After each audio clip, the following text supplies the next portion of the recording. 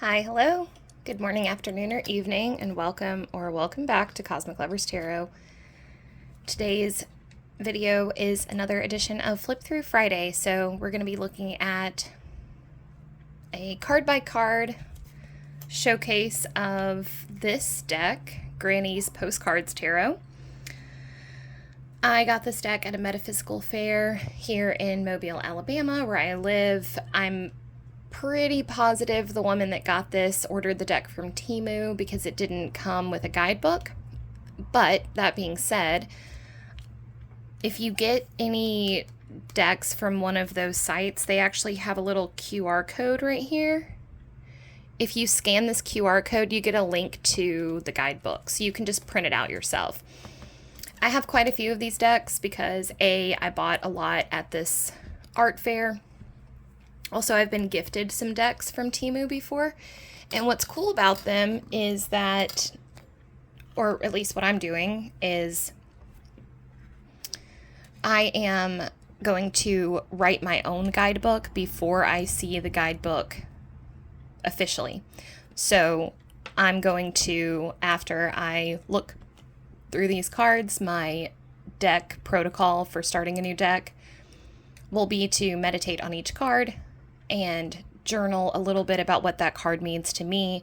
So in that way, I'm able to build a personal relationship to the deck prior to seeing the official guidebook. And then I'll end up having two guidebooks, one that I wrote and one that they wrote, which I think is pretty interesting. So that's a fun thing to do.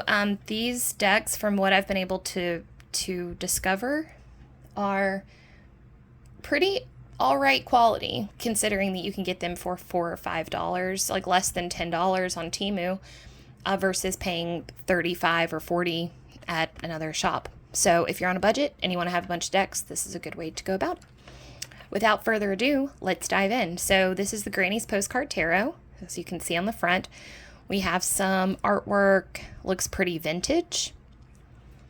The side has the same kind of, looks like the post office, the postal service for some reason. The back says, Granny's Postcards Tarot is created from 78 real vintage postcards. All postcards are real. They were printed in the last century in the USA, Europe, or the USSR. Some of them are more than 100 years old. When working with this deck, you do not need to count apples, plates, or kittens on the cards. The plots correspond to the tarot classics in meaning. Whatever happens in life should be taken with a smile. Therefore, in the deck, I tried to present many things with humor. Okay. I'm not totally sure what... You do not need to count apples, plates, or kittens on the cards. The plots correspond to the tarot classics in meaning. I'm not sure what that's supposed to mean. Like, the meanings aren't embedded within the cards. They link to the classic Rider-Waite, I suppose. Anyways, I guess we'll find out. Okay, so I will say this. I'll preface this by saying this is not my typical artwork style that I'm drawn to. It just so happened that, again, there were a bunch of decks for sale at this metaphysical fair, and I got excited, and so I bought a bunch of them. Yeah, we'll see. I'm so interested because this is not a typical style you would associate with tarot, right? This got this vintage look to it. So let's go ahead and crack this open. All right. Ooh. Oh, whoops. I lost one. Okay, hopefully we didn't mess up the order. The inside of the box is nondescript. The back of the book, this reminds me of The Secret, but it's basically just looks like, oh, did I do that? Or, yeah, I might have done that. Anyways, so it looks like a wax seal on the back. It gives it a very classic and almost confidential look to it. Go ahead and flip it over here. Uh-oh. Ah! Wait a minute. Sorry, hold on just a second. I guess we're getting a little sneak peek over here. Okay, so this is gonna be weird, but we're just gonna roll with it because I don't know what else to do. So apparently when I pulled the cards out, the Empress got stuck on the top somehow. So they're not going to be totally in order. I apologize for that. But the only other thing I know that I could do would be to like go back through all the cards and then put this where it's supposed to be. But then it wouldn't be a first impressions video because I would have already seen the cards. So we're just going to roll with this. So here we have the Empress.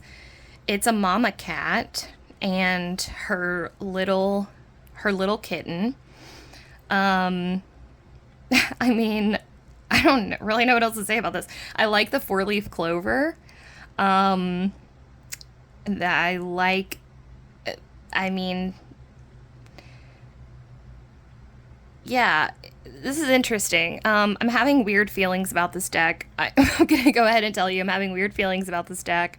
I don't know if I like it. But, you know, whatever. It should be interesting.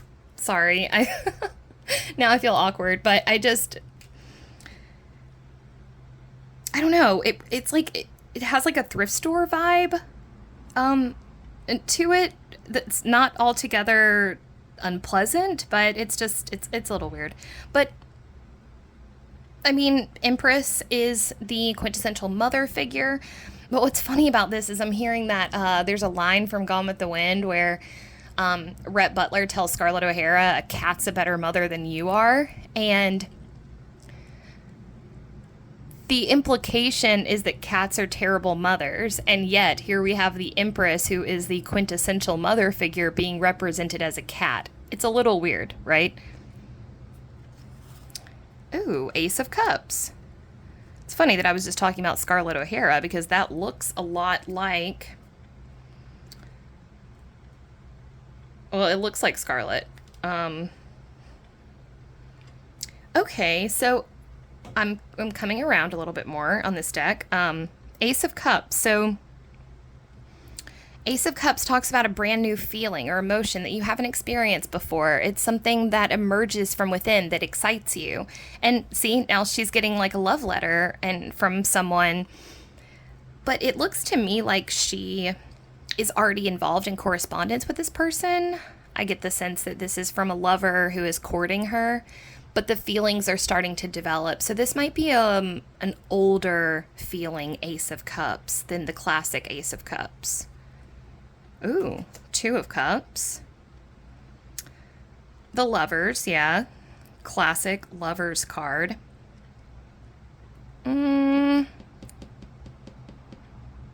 I don't really get a lot of passion from this. I don't know if you guys do, but this looks more like an arranged marriage. Which could be interesting if that comes through in the reading. I mean, different depictions lend a lot of interesting takes on classic cards. I don't know how I feel about this color pop. But hey, it's the Two of Cups. Three of Cups. Huh.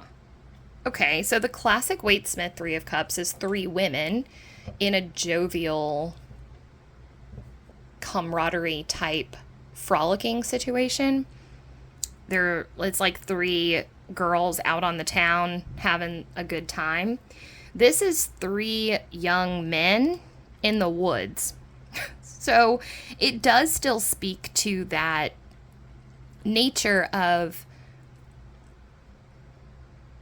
friends becoming friends, friends becoming tribe. What's the word I'm looking for? The spirit of camaraderie, but also bonding, right? So this is interesting. This is almost like bonding through shared experiences that are a little bit more, like, this makes me think of friends who've been through thick and thin together, friends who have worked on a project together, or friends that have seen each other through a divorce or something where maybe you needed time to go out in nature and recover yourself, and your friends were there to support you. Four of Cups is kind of badass. Are you guys getting Rosie the Riveter vibes from this? Because I am. That's a woman, right? But she's like a welder? or she works on like industrial machinery, this is awesome.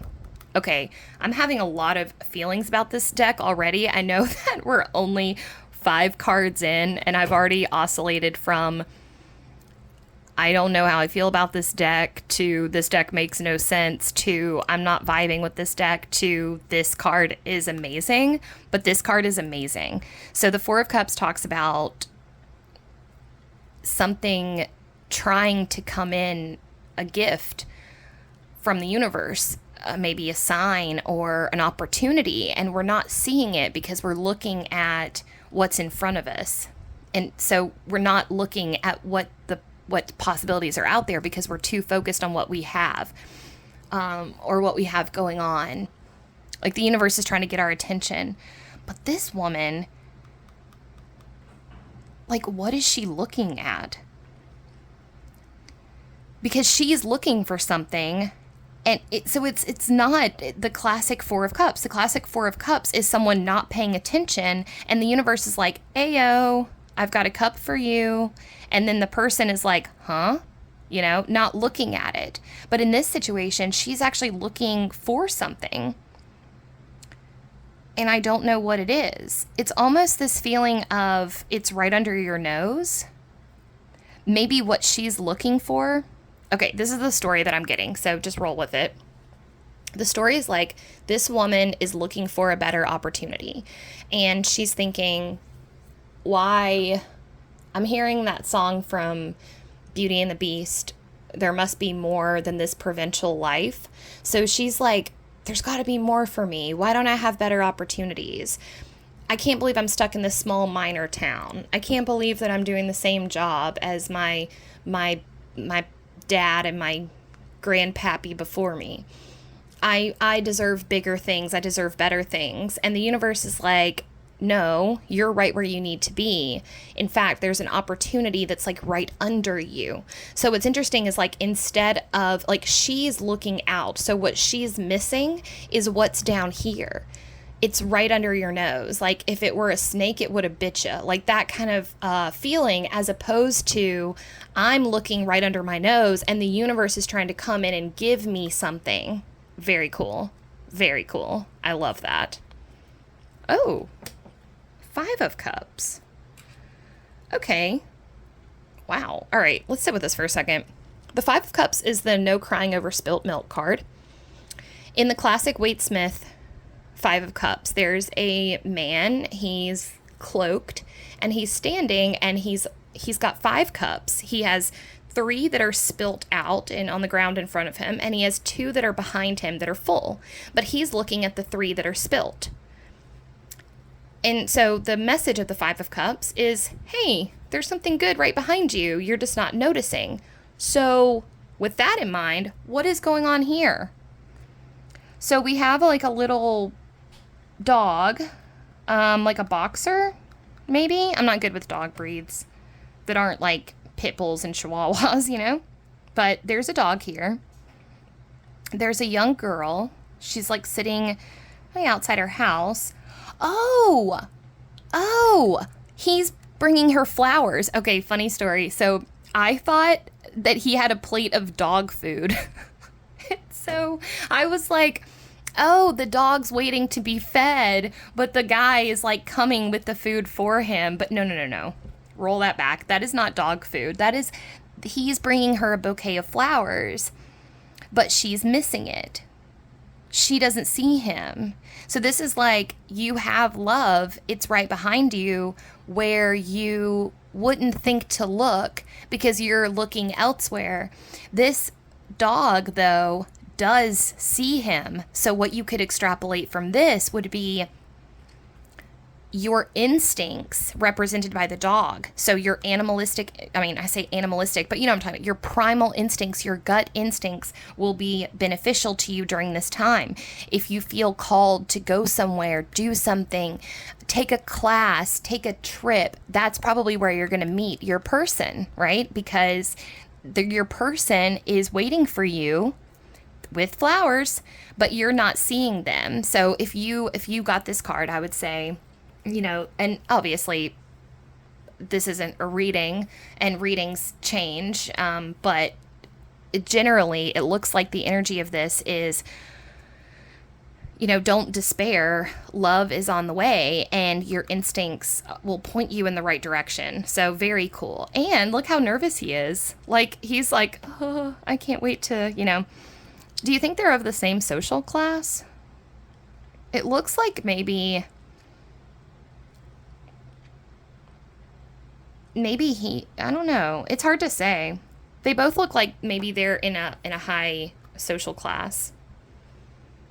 Okay. Oh my God, the Six of Cups. It's a hedgehog family. And birds. Okay, let's break this down. Okay, so the Six of Cups in the Waite-Smith has floral elements in it. They're gifting. It's two youths. One of them is gifting a bouquet of flowers to the other, if I'm remembering correctly. The Six of Cups is the soulmate card. It's also a card of nostalgia and remembering times gone by fondly. It also can sometimes, to me, indicate, similarly to the Six of Pentacles, sometimes the Six of Cups for me means think about where you're giving your emotional energy. But this just looks like a grand old time. This has more of a Ten of Cups vibe. This looks to me like, yes, there is a nostalgia factor. Yeah, I don't know. We'd have to see how it would come up in the individual readings, but definitely this is the card of fondness of times gone by, or past times. Ooh, Seven of Cups. So we have our hedgehogs again. Frecious Obox. We're going to have to look that up and see what that means. So this is interesting. Seven of Cups is a time when you can dream big. It can also be the card of delusion or fantasy or illusion, but it's my card for when it's time to dreamstorm, meaning dreamstorming is like brainstorming, but for your dreams. So dreamstorming is like the pre-manifestation phase. Sometimes the Seven of Cups can show up to me to show that I'm dreaming too small. I'm manifesting too small. I can actually go back to the drawing board and I can make my dreams as big as I want them to be. I can expand. So for instance, if I'm manifesting a job as a clinical psychologist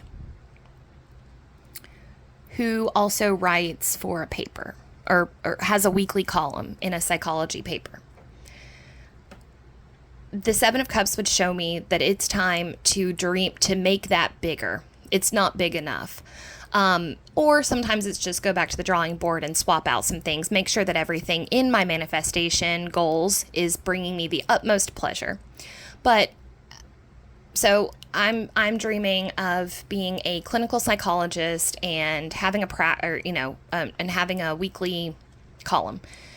Maybe I need to dream bigger and imagine opening my own clinic, residential health facility, and also publish several books that are bestsellers, right? So what's cool about this one is this Seven of Cups has a much more grounded in reality feel to it. Like I said, the Seven of Cups can also be the card of illusion or fantasy because nothing in the Seven of Cups is real. But look at this one, though. In this Seven of Cups, everything is real. Now, I suppose we could argue that these little hedgehogs don't actually have any money. And so they're just hoping for apples to fall into their bags. But maybe the shopkeep is like, hey, kids, where's your cash? And they're like, please let us have some. So you could argue that. But in any case, this feels, if this Seven of Cups came to me, it would be like, hey, get clear on what you're manifesting right now, because whatever you choose is about to drop right into your basket. Like, you are right there. This is an awesome Seven of Cups. Ooh, okay, what do we have here? This is the Eight of Cups. The Eight of Cups is one of my favorite cards in the tarot. I love it. I didn't always love the Eight of Cups, but I have done a couple meditations on it, and it has quickly become one of my favorite cards. The Eight of Cups talks about, and I guess I'm talking about the Waitsmith. I should preface this by saying, and I guess I should have been more clear about this in the beginning, but anytime you see me on these flip throughs and I'm comparing to the classic tarot, I mean the Waitsmith tarot. So just be aware of that. That's the way that I like to do the flip throughs. I don't know if y'all enjoy that. I hope you do. I like to compare them to the classic Waitsmith because it is the most generally understood to be the classic tarot. But anyways, so in the Eight of Cups and the Waitsmith, it's a man, and he is going off on a journey in search of his missing cup. It's a confusing journey because it's lit by the moon. So in a lot of ways, he's compelled to go on this journey to find this missing part of himself, but he doesn't know why he's doing it. And I think that's why I love it so much. The Eight of Cups is a card that appears when we don't know why we're behaving in a way, but we know that we're driven to do it. This could be a creative pursuit, or this could be leaving a marriage is kind of a quintessential Eight of Cups moment. Is like, I'm not being respected in this marriage, and I've decided that even though I've been with this person for as long as I can remember, even though the way out of this situation is confusing, even though I don't know how I'm going to be a single mother, I'm going to do it because I feel compelled. I can't choose anything else. Now, what is going on in this Eight of Cups? In this Eight of Cups, this woman is spraying water at this guy who is dashing away from her behind a tree. This is a very flirty Eight of Cups. It's very interesting. I like that the woman is kind of going after the man, and this definitely might indicate some masculine feminine energy switch up. Oh, this card has some twin flame vibes for sure. I'm excited to see what this card appears for as in my readings. Oh, Nine of Cups. Okay. So every time I see the Nine of Cups, I think of a line in my head that says, that's my story and I'm sticking to it.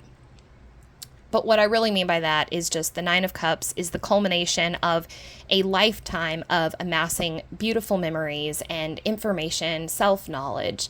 It does have an element of pride to it. It's like, I'm proud of where I've been because it's made me who I am today. And I'm a multifaceted person. I have a rich tapestry of self. This definitely speaks to that. This Nine of Cups woman is like embracing the bounty that is her. We've got this cornucopia here. This has a very Nine of Pentacles feel to it. It's very much reaping the harvest, but this is like reaping the emotional harvest. You know, this makes me think of someone who has done the work, someone that's been showing up for themselves, who's been doing the journaling, doing the shadow work, going to therapy, looking, like processing their triggers, anticipating their needs, doing inner child work. Like, this is a person that has worked really hard to make their inner world as bountiful as this. They may be exercising, they may be meditating, they're doing something, and they can now be very, very proud of themselves. This is a beautiful card. Oh. Okay, the Ten of Cups is the happily ever after card. It typically showcases a happy family under a rainbow. In this Ten of Cups, though, this is like a new beginning. This Ten of Cups makes me think of a couple who's been through the ringer and they've had a difficult go of it. And now they're deciding to like recommit to each other and make it work. Or this Ten of Cups has the feel of a husband and wife who their kids have just left to go to college. Their last child has graduated high school, and now they get to go on like a second honeymoon because it's like a reawakening of an old love, possibly the return of an old lover. So someone from your past that you thought things were finished with and now they come back. Page of Cups. The little fish is here. What is that? Okay, this is interesting. What is that? I have no idea what that is. I think it might be a swimmer's cap. It looks like the top of an acorn. It could be a lure, I guess. Anyways, the Page of Cups talks about, similarly to the Ace of Cups, this is a brand new feeling that emerges from our watery depths. This fish here in the traditional Page of Cups, he's popping up out of the cup to tell his human counterpart, like, hey, you have a feeling you've never felt before. We should probably do something with this. There's a call to action with the Page of Cups, which is why I really like the way that this one's laid out. Also, this dog back here reminds me a lot of the energy of the Fool. But here's what's cool. So, like, the dog is pulling him back. So let's digest that for a second. So if dogs are symbolizing our primal instincts, our animal instincts, you can think of the dog and the Fool. Well, I'm getting all around. I'm getting twisted around here. But okay, so you could think of the dog and the Fool as both a companion, such as a spirit guide, or the support of your family, or a close friend, or an actual animal. Or you can think of it as your instincts. Your instincts are telling you to jump. You're not fighting your instincts, you're going with your instincts. But look at this. In this Page of Cups, he's torn between two different instinctual parts of himself because obviously he wants to catch this fish, right? So the fish could be your intuition because it's watery, but then the dog would be another primal instinct that you have, possibly your, okay. It could be, hold on, I'm gonna have to get resituated because I'm getting excited. Okay, so let's think about this. So dog instincts, think about a wounded dog, or like a dog that's been through trauma, how they will react to people viciously. And it's not because they're bad dogs. It's just because they've been in difficult situations. It's like this person is embarking on a love affair. His instincts are telling him to go for it, but he's scared. He's got some serious trauma or like fear in him that's making him not want to like pull the trigger on this or reel it in all the way. This is like the start of a very interesting story for sure. Ooh, the Knight of Cups. What a wacky, wacky guy. Okay, so this guy's definitely showing off. The Knight of Cups is very... If there was anyone in the tarot who would do a big romantic gesture, like, I'm getting down on my knees, or like, I'm busting out the boombox, you know, like the say anything thing where it's like, I'm throwing rocks at your window, and then when you come down, there's a trail of flower petals leading you to our own secret, light up space in the garden grove. That would be the Knight of Cups. So the fact that he's like on this grandiose bike, he's peacocking totally for her. I love it. Ooh, Queen of Cups. For some reason, I have Gone with the Wind on the brain. I'm getting Belle Watling vibes from this. Definitely Aphrodite vibes. This is one of the more sensual Queen of Cups I've ever seen. She's, it's interesting because I don't get the sense that she's really waiting for anyone. She feels very secure on her own.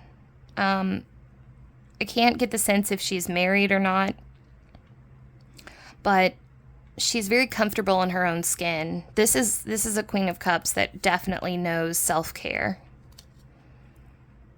Here's the King of Cups as a father figure.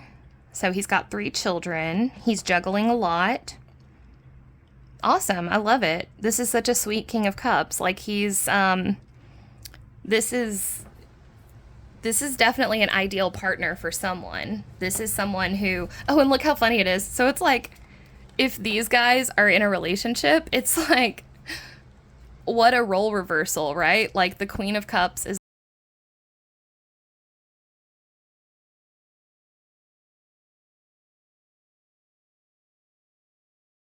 all the domestic labor here, which is interesting. I like it. I really, really, really like this King of Cups. Ace of Pentacles. Okay, so with the aces, we always have a descent. It's typically a hand extending from the heavens to give us something. Did we have that in the Ace of Cups? Hold on just a second. I'm curious to see. Well, yeah, kind of. In the Ace of Cups, we have the descent of this letter. But this Ace of Cups, or this Ace of Pentacles, it's interesting, right? Because you would associate the Ace of Swords with air. You would associate the Ace of Pentacles with earth. But follow me on this one for a second. So in the Ace of Pentacles, the traditional Ace of Pentacles in the Waite-Smith Tarot, you start off in a garden, a walled garden, and there's a hedge around it, and the Ace of Pentacles is descending from the heavens. And if you choose to accept this ace, you have to leave the comfort and safety of everything that you've known in order to chase this new dream. So for instance, you are a insurance agent and you get an opportunity. Oh, and okay, this is a good one. So you're an insurance agent and you have a very stable life and you play music, and now you've been offered an opportunity to perform on Fridays and Saturday nights at a bar up the street from you. You want to say yes, but you have to make a choice, because if you do this, you might start to challenge some ideas about yourself, who you are. Does this fit into you? You know, you're going to have to grapple with your concept of, are you good enough? Are you going to practice more? It's like, are you really going to make this music thing a potential new career? And if so, how is that going to change your life? Do you have the time for it? And then the biggest Ace of Pentacles, so that's like Ace of Pentacles level 1. Ace of Pentacles level 2 would be, now you're part of a band and they want to go on a 3-week tour through the Southwest. Do you take time off work and go? That's Ace of Pentacles level 2. Ace of Pentacles level 3 would be like, hey, we have an opportunity to record an album and do a 6-month tour in Europe, but you have to quit your job, right? So, you know, there's always this question involved with the Ace of Pentacles with, if you accept and if you say yes, you're going to have to make some difficult choices. And that's true for all of the aces. The Ace of Cups represents a new love or a new feeling, but choosing to accept it and allow that feeling in means also choosing to take on the heartbreak that goes along with that. You know, the cute guy at the gym asked you on a date. You guys have been flirting for the past 3 months, but if you say yes, you are recognizing that there's a possibility that further on down the line, you're going to get your heart broken, but you also may end up finding the love of your life. So this, I think, what an interesting component of all the aces is that it's not simple enough to just say, this is a gift. It's like, this is a gift, but it comes with a price. The price is, if you accept it, you're going to have to renegotiate certain aspects of your life, or you're going to have to take everything that comes with it. You don't get to cherry pick and only take the good parts of the aces. You have to take the difficult parts as well. This Ace of Pentacles is also about taking a risk, you know?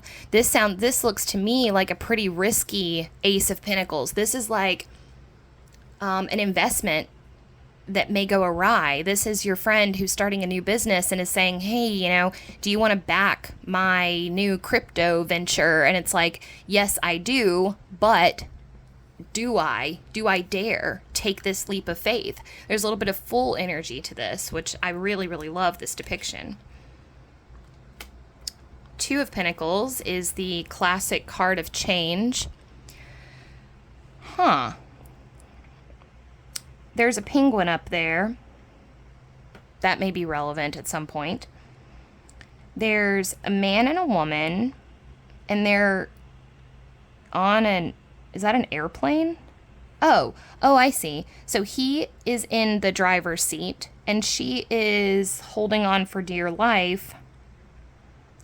For some reason, I'm getting Snoopy and like the Red Baron vibes from this. But I'm interested to see how this will come up in a reading. Two of Pentacles usually has one person and he's trying to juggle two things. Again, with this masculine and feminine energy presenting here, this makes me think that a lot of times when the Two of Pentacles pops up, it's an indication that we need to be more clear on where and how we're spending our time. So we're juggling a little bit too much. What could we let go of? That's like this. There's something that you're holding on to something to try to save its life, and you could probably let it go. Not saying that he should let her go, obviously, but in your life. And I would venture to say that this has something to do with masculine and feminine energy. So you might be holding on to something that's really making you may be surrendering to something that you don't need to surrender to. This would be a call to step into the driver's seat and employ more masculine energy in your situation and let go of something that you are letting happen in your life. You're letting something happen that doesn't need to be happening. Three of Pentacles is the card of work and oversight. So the Three of Pentacles is usually a man, and he's constructing a chapel, or like a stained glass in a chapel, and he's got people looking over his shoulder and telling him if it looks good. Or usually this card shows up for me when, depending on the placement of the card, you should either ask for advice or look to a teacher or mentor for support, or you've got a third party meddling in something that they really shouldn't be meddling in, that's not relevant to them. In this one, this looks more romantic. I would almost say like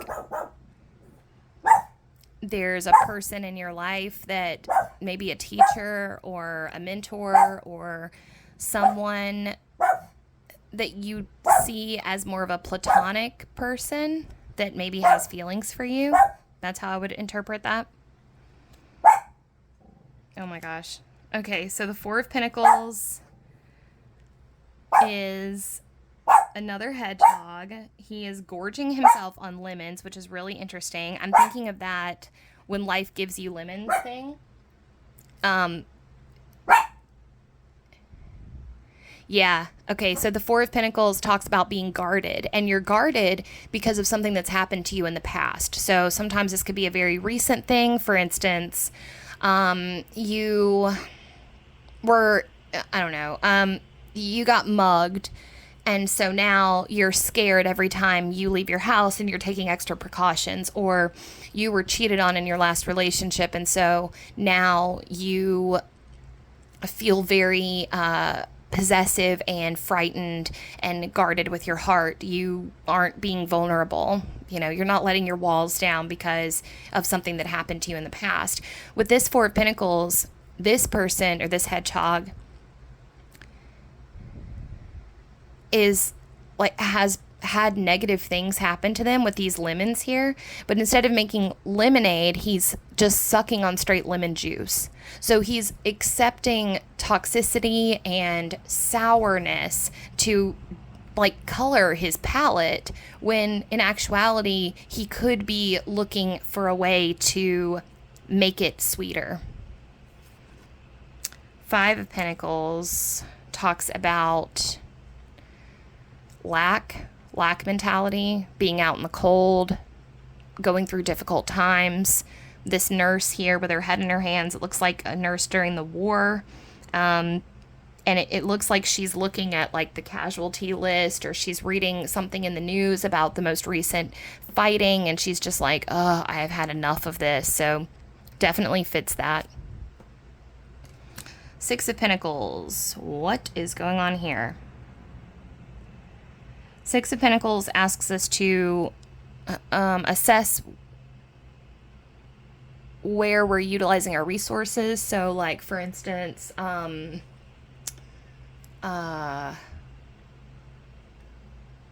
sometimes it can be specifically investments, a time to look over your spending in terms of just redo your budget, basically. You know, look at where your money's going, but also, how are you spending your time? Who are you spending it with? Are you literally investing in things that are giving back to you? With this Six of Pentacles, this person seems to be stranded out here, and he's like asking for help with this red thing. This has a feeling of like, I surrender. So I might say this is something that needs to be let go of, but honestly, I don't think I would get much out of this unless I were doing a reading. It doesn't have a lot to say right out the gate. Seven of Pentacles is a time to assess your lot, assess what you've been able to accomplish, be proud of yourself, or, you know, not necessarily be proud of yourself, although you should always be proud of yourself for what you've accomplished, but more like take stock of what you have. This are the hedgehogs again, and they're watering what they have. Yeah, there's an element of that. This has more of a feel of, you don't need to go buy something new. You can work with what you already have. So if you're stuck in that trap where you're like, I want to start collaging, but I need to go buy a new collage set, like, this would be like, no, you don't. You know, use what you already have before buying something else. Because, see, they're having a bunch of fun and they don't really have anything. Eight of Pentacles talks about dutifully adhering to a task, singularly focused on a project, mindfully embracing the act of creating one thing, even though you have a lot of it. This is a meticulous craftsman, someone who's really dedicated to his work, and it shows. This is the jewelry maker who's charging $400 for an artisanal ring that they crafted, but people are willing to pay it because they're amazing at it, because they take their time. I like this one because, again, we do see the laborers like working on these, laying these bricks, but they're not doing it alone. I like that we have some camaraderie.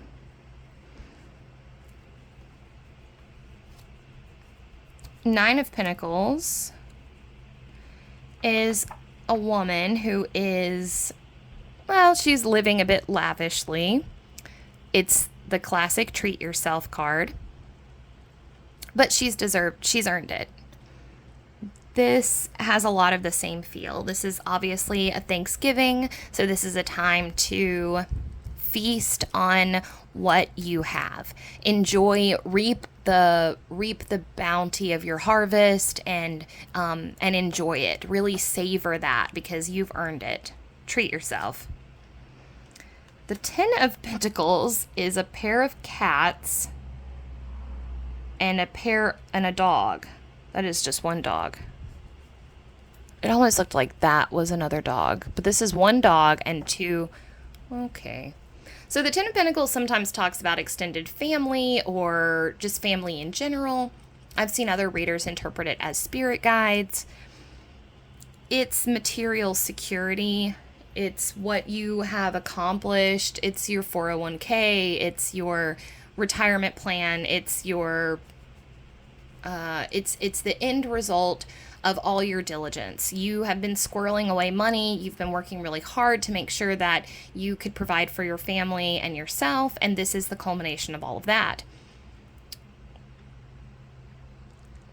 I mean, there's something to be said here for the fact that these cats are so wealthy that they now own a dog. There's an element of power coming into play here.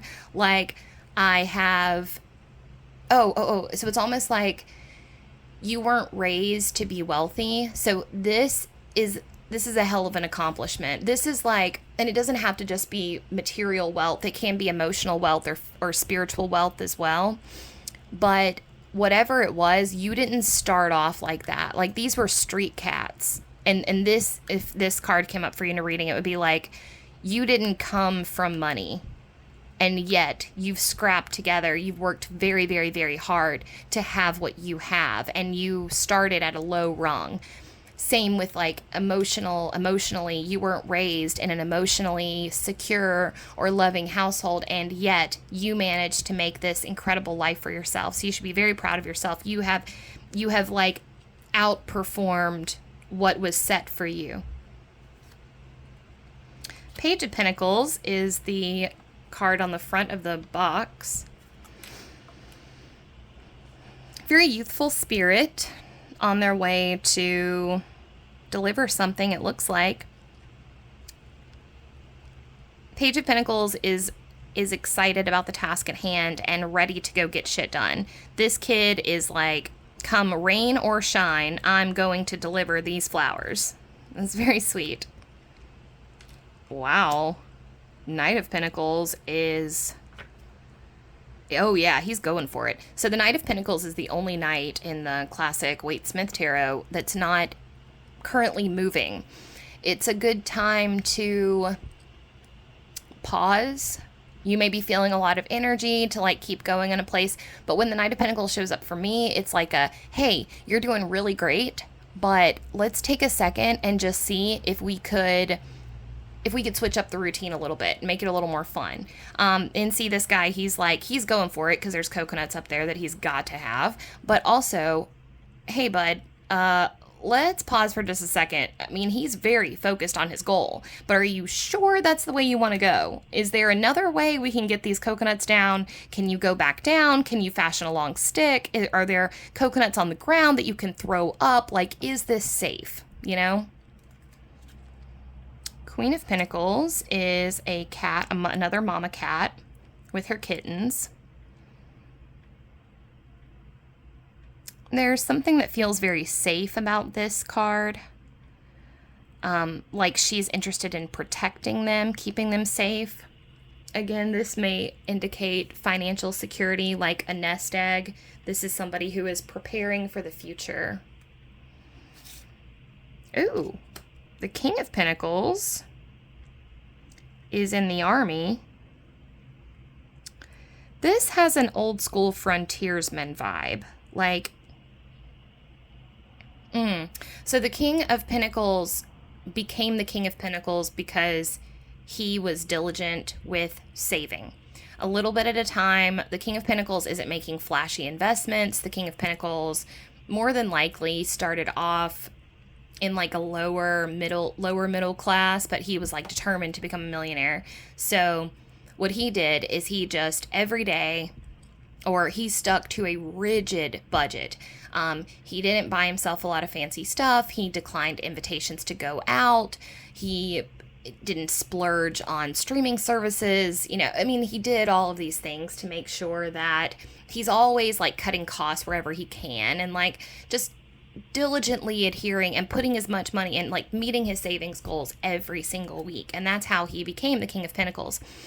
See, and it's like this King of Pentacles is like, during the times of the Wild West, is like putting order onto chaos, which is what the King of Pentacles does for your finances.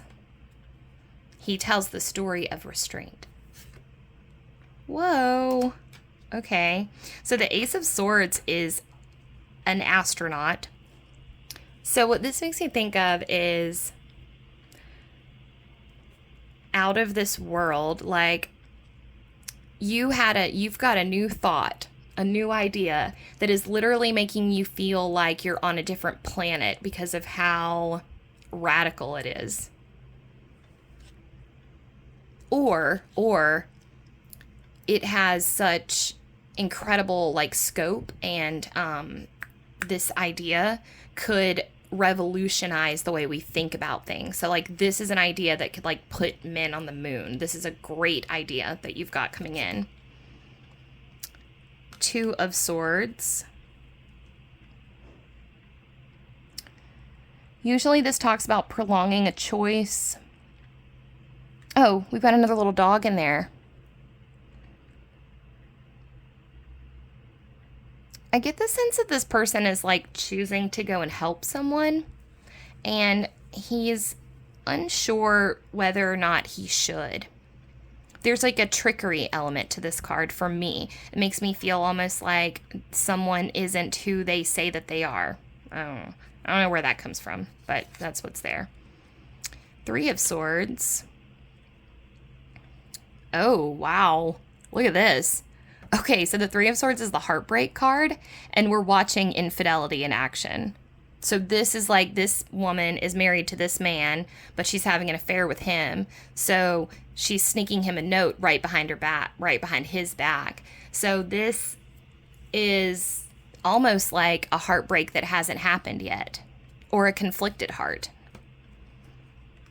Now we have the Four of Swords.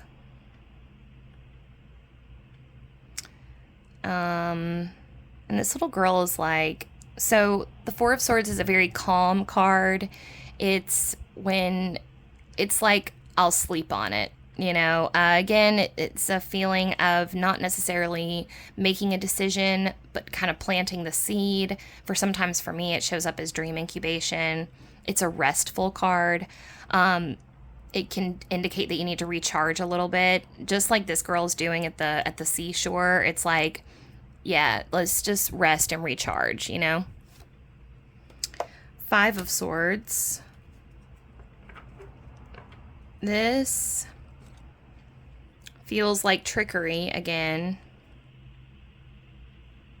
It looks like they're in trouble, maybe, or maybe they've just gotten into a fight and like neither one is willing to apologize, but they both really want to. The Six of Swords.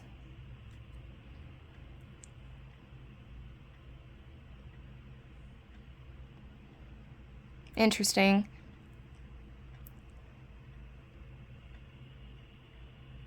Yeah, it looks like they are, well, so the Six of Swords is about rowing away from something that no longer serves you.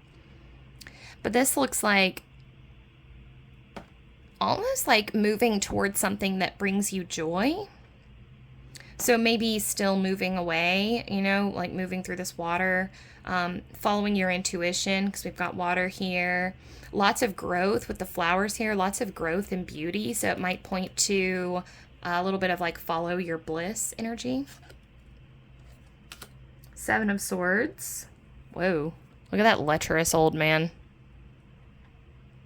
Oh my God, look at her. She's like scandalized. Oh my God. Okay, so there's scandal going on.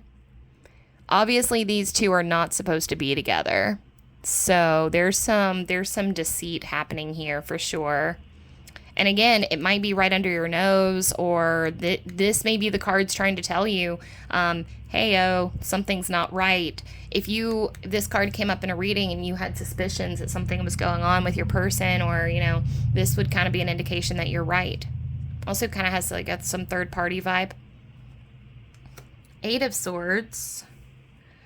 Trapped by analysis paralysis, kind of entrenched in indecision. This is like, you know, again, it's like your intellect is also your curse. It's like throwing a wet blanket on your will and your desires. You're overthinking things. Nine of Swords. Ooh.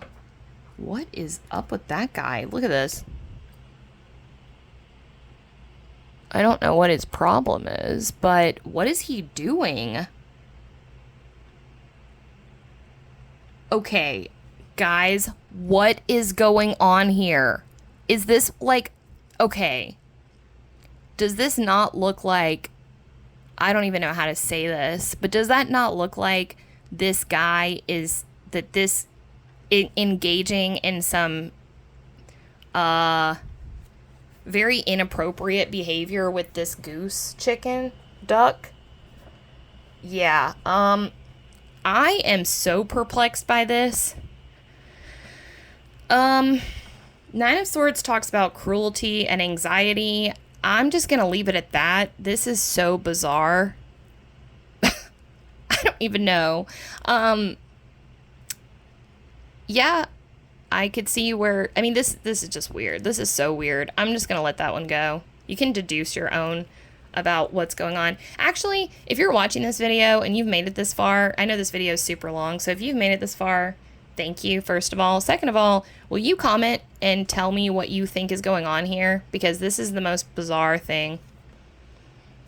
Oh my god. Oh my god, you guys. The Ten of Swords is the fucking Titanic. Are you kidding me right now?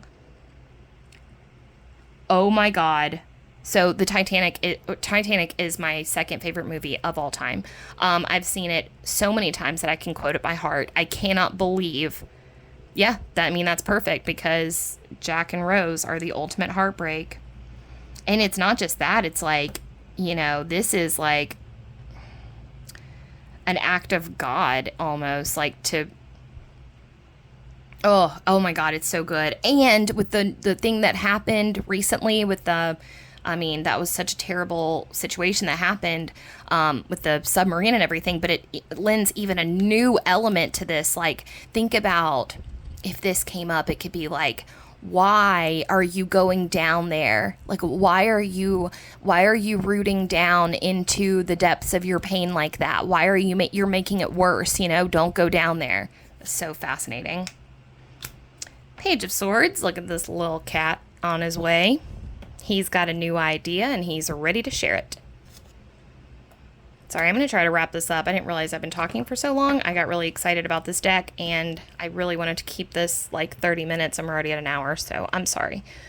Knight of Swords. Maybe they're plotting something? Looks like they're scheming, right? So maybe they're scheming something. Queen of Swords. Oof. She looks ruthless. This is a very overbearing Queen of Swords. She almost feels like a Disney villain. She's just like, it's her wedding day, and she's like beating down. Is it her wedding day? I don't know. She looks like a cartoon villain. King of Swords. This is cool. So the King of Swords, like, knows how to delegate his energy. Like, he's a mental guy, but he wants to become strong and balanced. And he's like, but he knows how to weigh out everything to make sure that what he picks up works best for him. So he's like, before he he's not fiery and impulsive. He weighs everything out. He goes, all right, am I going to lift this or not? And he's like a pros and con list kind of guy, very rational, very logical. And we've got the Ace of Wands looking very, very, very hopeful. I can feel the chill in the air. Lovely. This is like a card of optimism and promise and hope. Yeah, really beautiful. The Two of Wands looks like working together. I think it's interesting that the wands are so far winter, because I know that makes me wonder. Oh no, never mind. I was wondering if each suit was a different season, but it doesn't look like it is. So the Two of Wands, yeah, working together on something. Co-creation, maybe. Takes two to tango. Three of Wands. Another camaraderie type feeling. This has a little bit of a go your own way thing, but also there's this idea that everyone is rooting for you, you know, like there's a lot of momentum and energy and inertia behind you, even though you are going your own way. You've got a lot of positive energy. The time is ripe for this venture, whatever it is that you're undertaking.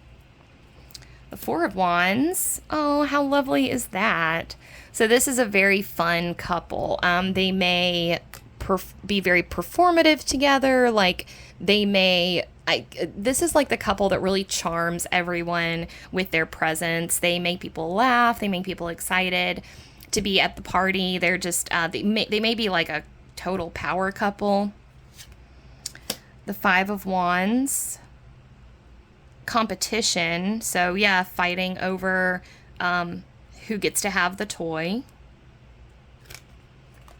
Six of Wands, victory, the victory card. This is a warrior who is being celebrated and coming back to battle. He's earned his accolades. Seven of Wands. This is usually about standing your ground ideologically.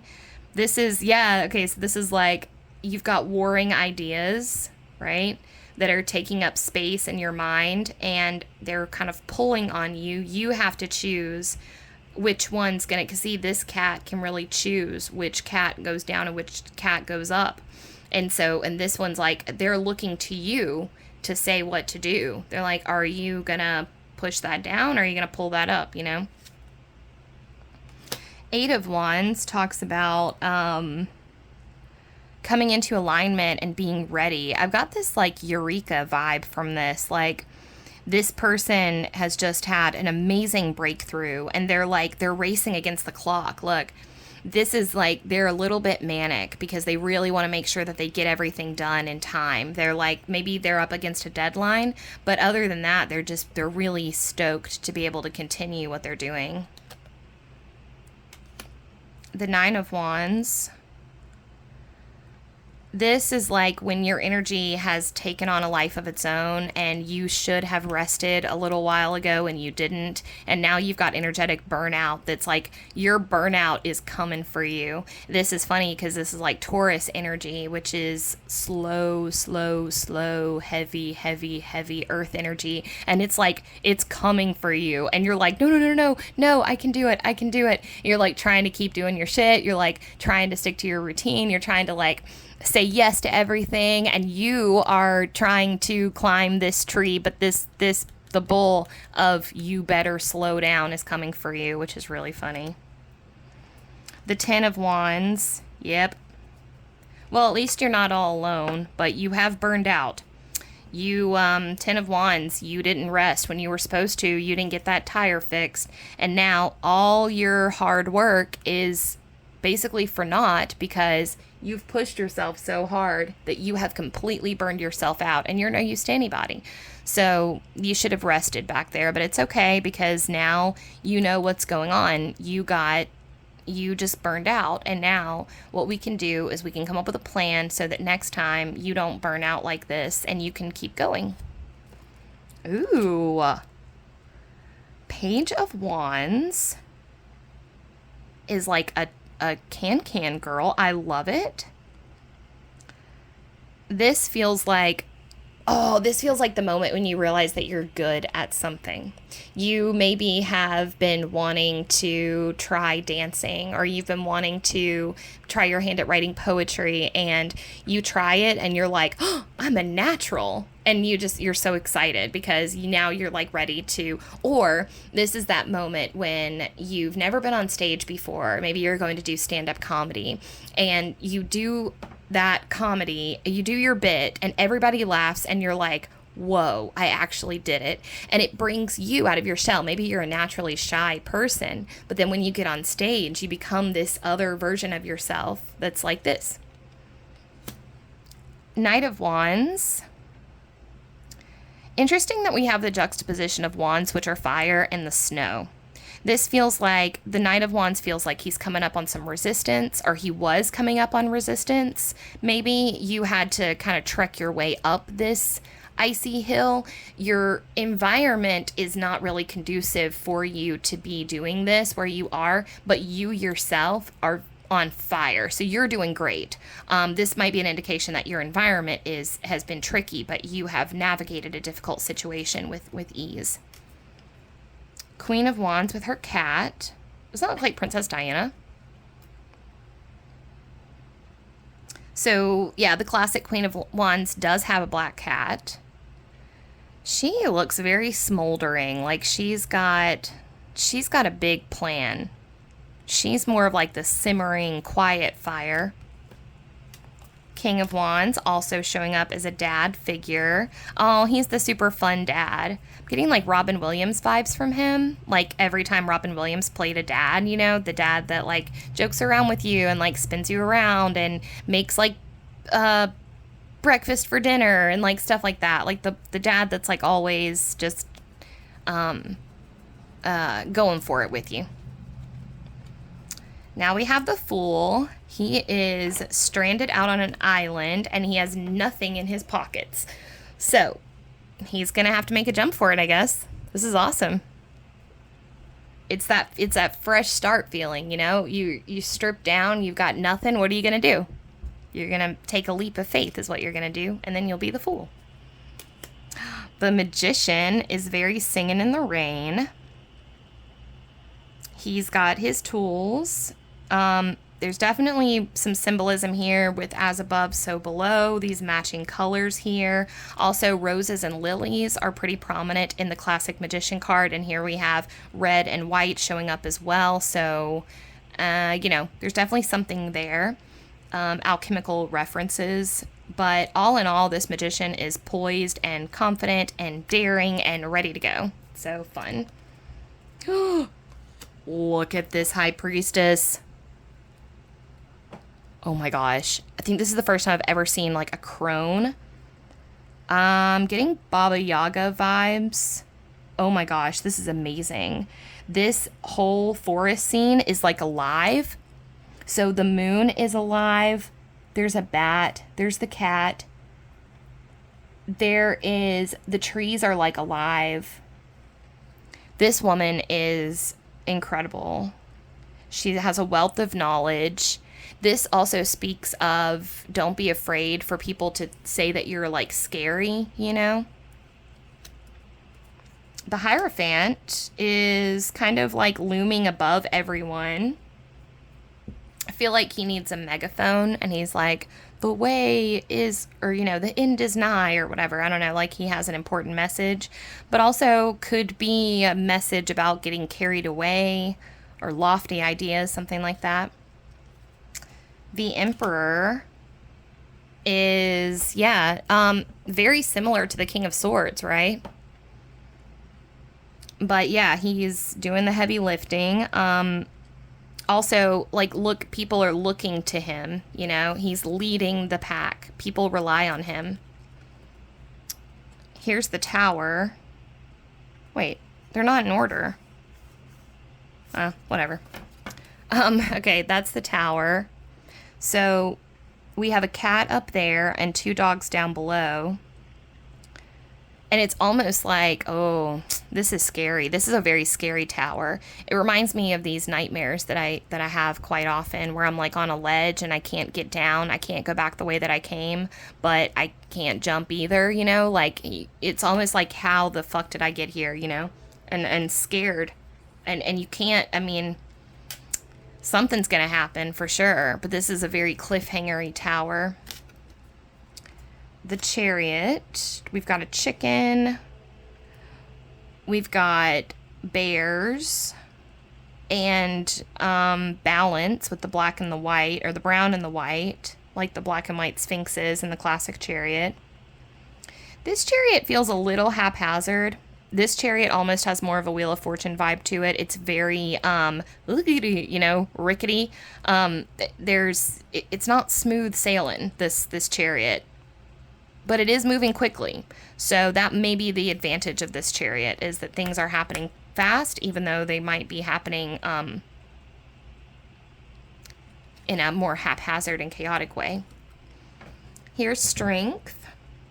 This is a performative strength. This makes me think of using your spiritual powers. This makes me think of like not being afraid to monetize your spiritual powers, or like not being afraid. Like if you have been having misgivings about maybe starting a YouTube channel where you talk about spiritual topics, or there's something here also about being proud of yourself for what you've been able to accomplish spiritually, and that it's actually made you into a strong, successful figure that other people would like to emulate. So if you were having doubts about whether or not it was maybe spiritual to, like I said, have a YouTube channel where you read tarot cards or something like that, or do channeled messages, or this would be a go ahead. That's fine.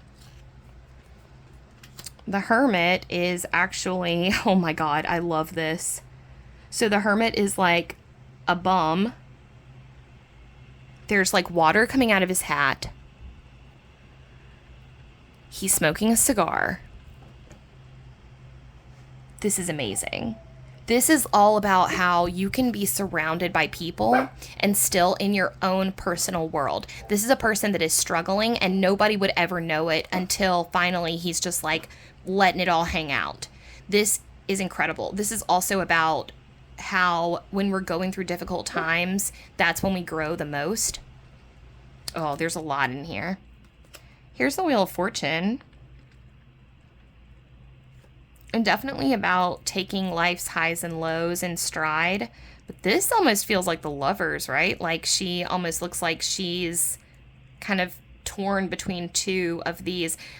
In romance or relationships, this would make me think that you're chasing after the wrong person. You know, if you put yourself here, it'd be like, you need to let them roll away and wait for your own Wheel of Fortune to come your way.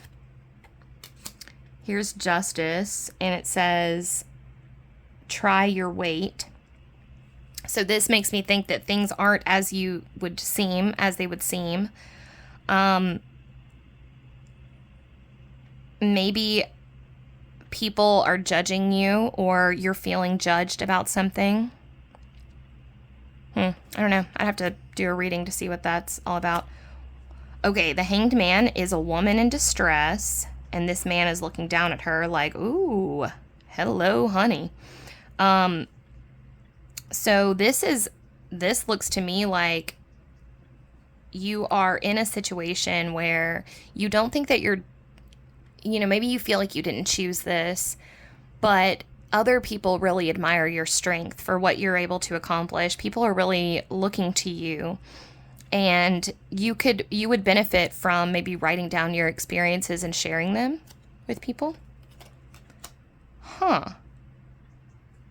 This is the Death card. So maybe this is because he's going off to war and she's having to come to terms with the fact that he may die. Maybe they're getting married. Maybe this is like a new beginning, or this could be like Pearl Harbor. I don't know. I just laughed because it just seems so silly that this would pop into my head. But, in Pearl Harbor, like, I think if I remember correctly, the story is like the husband dies, and so she marries the best friend. Maybe that's the prequel to this Death card. Temperance, balancing opposites, and pausing before a big display. Yeah, it's pretty cool. The Devil is a magician who's like levitating this woman. There are actual devils there. They're like making the magic happen. This has a feeling of illusion, things not being like they seem.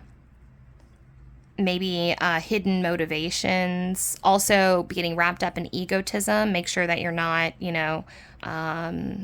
being too flashy or grandiose with your behaviorisms, especially if you're in the spiritual community. The Lovers, having a nice meal. There's a dog down there, and the dog is eating bones. So that may be relevant. I would pay attention to that because, again, dogs representing our animal instincts. One or both of these people might be acting out a script from a previous relationship or traumas. I think those bones are like things that have died and the dog is eating them. So, whereas one person is actually focused on the relationship at hand, one person may be fixated on something that happened in the past that should already have been let die. There's the star, which is a lighthouse. Really beautiful. Really, really beautiful. And, of course, the beacon of hope and light leading the way. The moon is a cat, or two cats, going up to... They have, like, little stones. Or biscuits? Biscuits or stones? Not sure. But anyways, I like the little postcard. It makes me think of messages, like watching for signs, maybe asking for a specific sign, and choosing to enjoy the night instead of being afraid of it. I'm thinking of that quote that everybody loves so much, which is like, I have loved the stars too fondly to be frightened of the night. The sun! What is going on here? This is like children and a large egg. So, maybe the dawn of a new beginning, you know? This is definitely joy and pride. This is like something that you have accomplished, birthed. There's judgment, which is like a sage looking through the window of enlightenment. This is like, it has a sense of like, I know something you don't know. It like reminds me of how the gurus always have like a small smile on their face, you know? Or like if you go deep in a meditation, sometimes you'll just get like this little smile that's like, there's this such a peaceful nature to this. And then finally we have the World card wrapping things up with this like evergreen tree and heart and an angel to close everything out. All right. Well, thank you for tuning in with me today. That was really, really fun. I'm sorry the video went so long. I never know with these if they're going to be a quick one and done or if I'm going to have a lot to say, you know. That one I happen to have a lot to say. So thank you if you, hung on through all of that. I appreciate it. And, if you enjoyed the video, please give it a like. If you would like to see more content from me, please subscribe to the channel. And other than that, if there's anything that you'd like to see or a style video you'd like for me to do, or if you have any questions for me, please feel free to leave a comment down below. And I will see y'all next time. I hope you have a great rest of your day. Bye.